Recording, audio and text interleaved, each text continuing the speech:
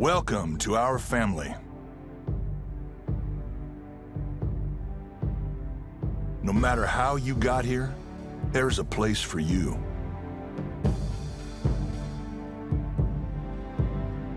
We all share a love of our team that's hard to explain. And whether you learned it, or you found it, or you were born into it, you can't help but pass it on.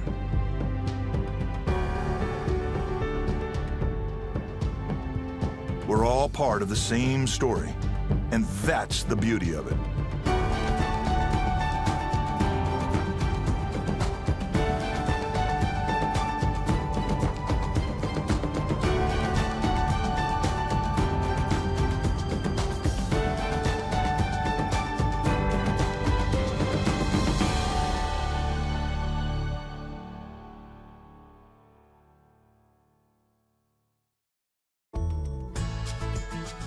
I joined the Giants family in 1983, and I immediately saw the deep connection between this team and this city. And the Giants are in first place as Croco goes 9. And what's your one main goal tonight?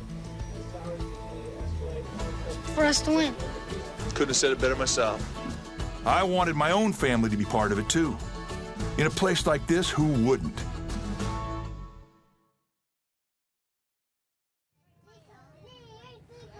Brooklyn, look out your window. Look at the bridge. Do you see the bridge? What's that bridge called? The Golden Gate Bridge. That's right, the Golden Gate Bridge, Jack. We're gonna go see the park and we're gonna see the Golden Gate Bridge. Mommy's gonna pull Jack and Ella, I think, and Daddy's gonna have Brooklyn with him. Nothing like driving an RV through downtown San Francisco. What made me want to sign with the Giants? Well, every time that I've been through San Francisco, I've loved it. Ta-da! It takes a long time to get to free agency, and when you get there, you want to make sure that it's the right spot. But fortunately, this was one of the teams I would have picked if I had all 30 options. Look at our bicycles are here. Let me see. Oh, I see. You're doing good, Brooklyn. I think there's an initial kind of, I wouldn't say fear, but excitement with moving to a new place and trying to learn the area and where to live. But, you know, people have just welcomed us with open arms, and, you know, we couldn't be more grateful. We're going to the Golden Gate Bridge. Look how pretty that bridge is, Brooklyn. Well, we want to experience the city. This is our home for 7-8 months, so I don't want to just go to the field and back home, go to the field, back home. I want to make sure that we get to experience everything here. Come on. It's Christmas 2017! Go Giants! Well, my family they're a part of me, so I want them to experience everything that I experience, and without them, I wouldn't be here. You know, I wouldn't be able to do what I do without them.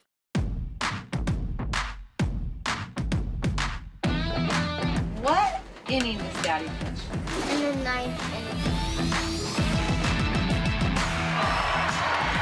Got him. And he got him. Ella, what does Daddy throw? Ball. And on a curveball, he got him. 3-2. Got him. How about that? Let's see here. That's your ticket? Let's do it. Let's do it. Who's gonna win today, Jack? Daddy. You know, it's such a rarity that, you know, kids get to grow up at the field, and I don't want it to be, you know, something that they take for granted. I want them to know how special it is. Daddy's in the bullpen, sweetie. I want them to have these memories. I want them, even if they don't recognize how neat it is or how cool it is or how special it is, I want them to look back and think, wow, okay, so I did watch my dad pitch in AT&T Park. I miss you, Daddy. it's part of the kids' childhood. The 4 years that we're going to be here is a big part of their lives. Okay, watch the ball, Jack. Watch the ball. Those are memories that I get to have, and hopefully they get to remember.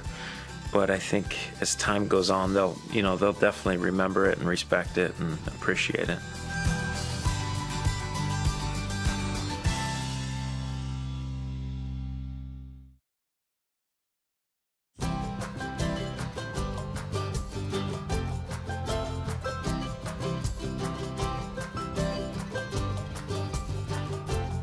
Giants fans, we're a unique breed. We've got passion and dedication. From the bleachers to McCovey Cove, everybody's got a place here.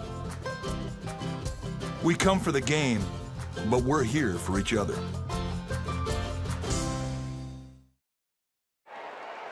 High drive to right.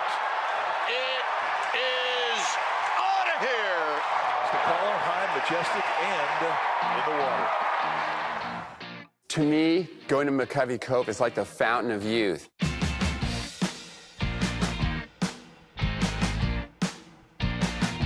It's like that feeling I had in elementary school when I knew it was recess time. When I get my first paddle going, I'm giddy. We're gonna go check it out, see if we can get a splash hit, and if not, get a suntan. I love going to McCovey Cove. It's a thrill for me.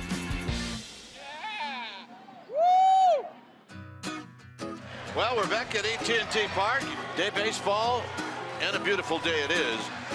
Listen to the radio in second and doing a lot of wishful thinking here. I grew up with a family that loved baseball and particularly loved the San Francisco Giants.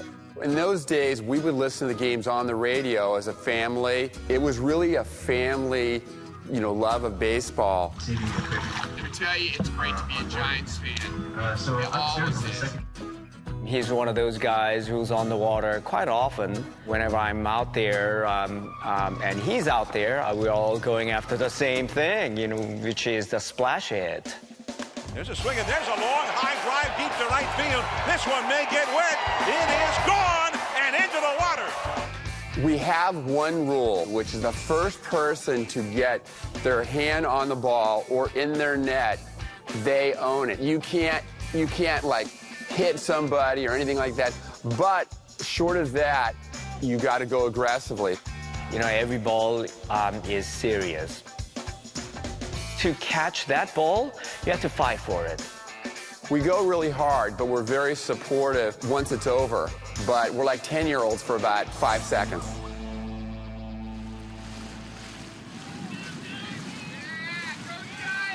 And the interaction with the Giants fans is the best. It may be through my cell phone, it might just be a wave for somebody or a selfie, or maybe I get lucky and I score some food on one of the bigger boats.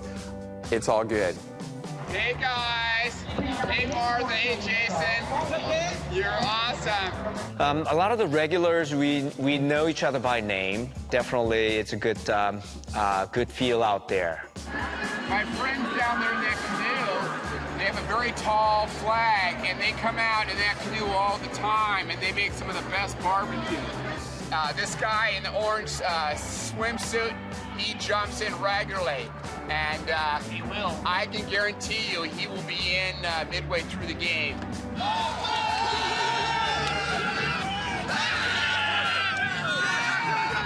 One of the things I like about the Giants is that they've made the experience more fan-focused, that there's something for everybody in it. So all these things, I think, make actually being a Giants fan now better than ever.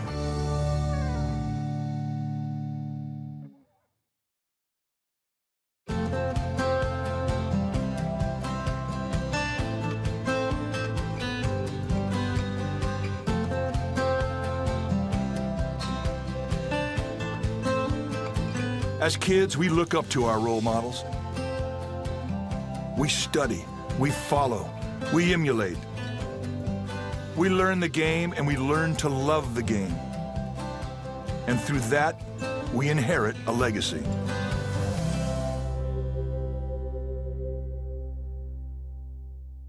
Which one is this one? I was in Grandma's backyard. Yeah, this is me in my uniform. This was in your grand. This is the one I love the most. That picture I love. Because I always loved baseball since I was a little boy. Kid, they used to ask me, why did you choke up? Well, look how long that bat was. When we went to the ballpark, we had to swing their bats. So we always had like big, huge bats in our hands. And it just became comfortable. I mean, I think in anybody's life, certain things that you're around kind of sets that table of where you're going to go in life.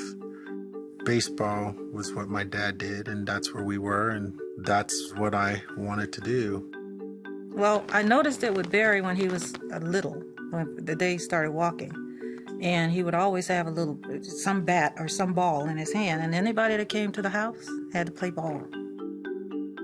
We never knew any other team. You know, my dad was there, we were growing up, we didn't know any other team except the Giants. My dad was super fast. He could run, he could throw. He always hit the ball to right field because he swung a big old bat. My outfits were the bomb. That was in the Jackson 5 with the afros. You always had to have the afro. I just knew that this kid had some type of instinct of wanting to play from his father. You know, it was something about him. He wanted to be superstar.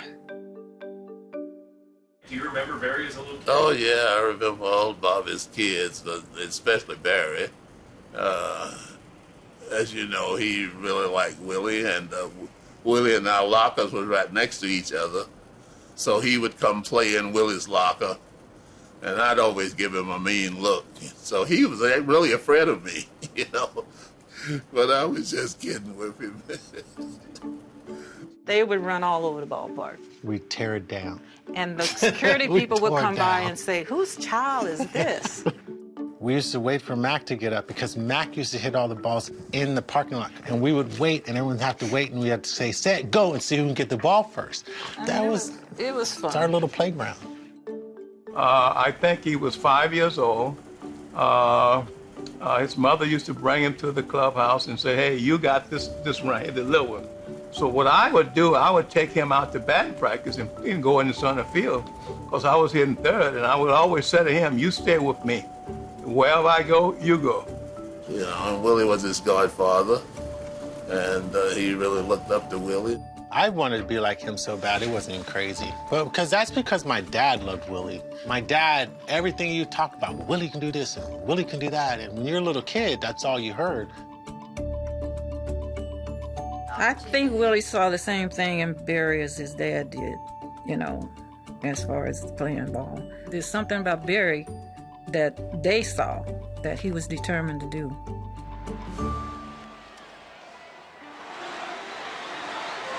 he hits one high, and he hits one deep, and this one is out of here.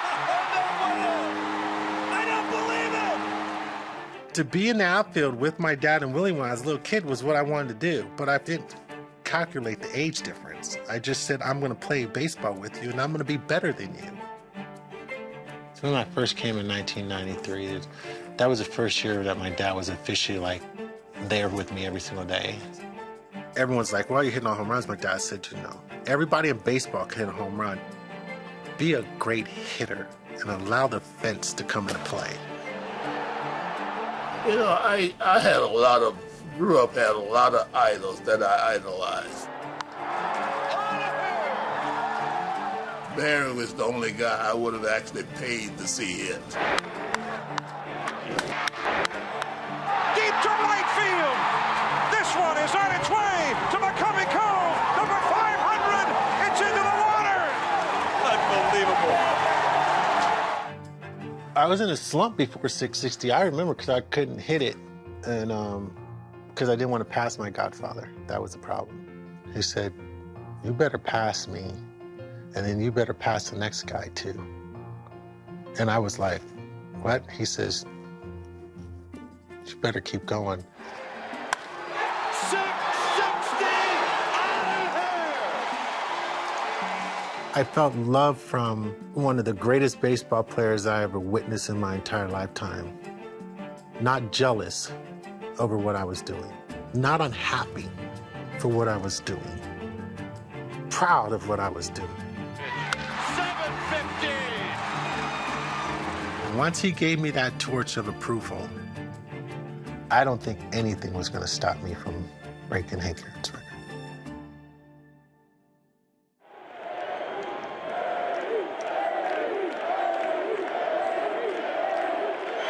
And Bassett deals. And Bonds hits one high. Hits it deep. It is out of here.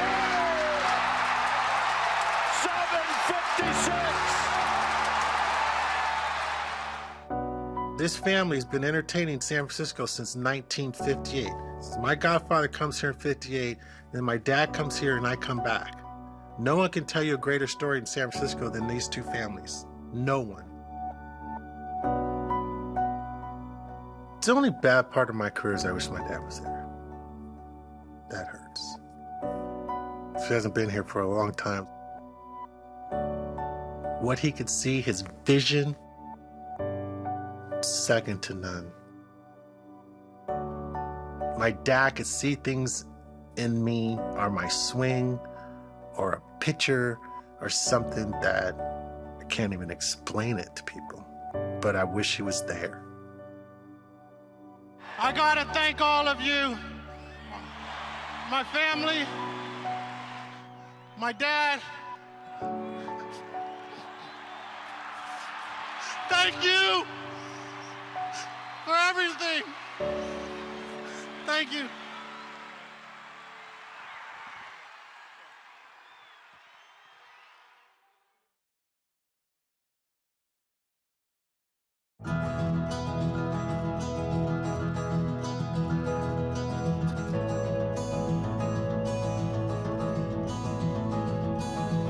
Our family is rooted in tradition. History weaves us together. We're not bound by time or space.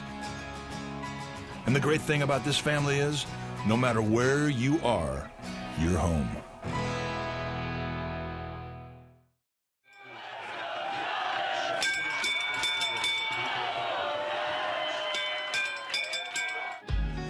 Born and bred in New Jersey, lifelong San Francisco Giant fan. Grandfather was a Giants fan, my father was, and I am. Been a Giants fan since 1954. Never expected this to happen. We never expected this loyal fan base. We never expected to be on people's bucket lists. The fact that people want to come to New York and need to see us is mind-boggling. Let's go Giants! We realized that there are still tons of New York Giants fans here in New York, and that they still support the team even though they've moved out to San Francisco. It just goes to show how this Giants organization is transcended across the nation.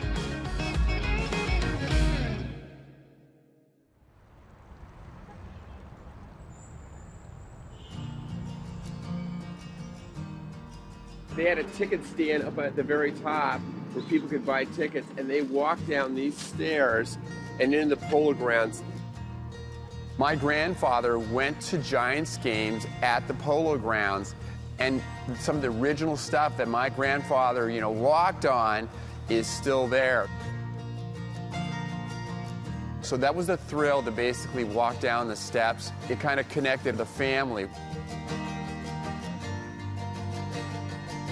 I thought it'd be a really neat opportunity to go while we were in New York to the Polo Grounds, and I guess what sparked it was getting to meet Willie Mays and just, kind of put yourself in their position 50-some years ago. And so I just wanted to go back, see where the New York Giants played, see what the Polo Grounds was all about. You see Willie's catch out there in right field, and really just it takes you back in time.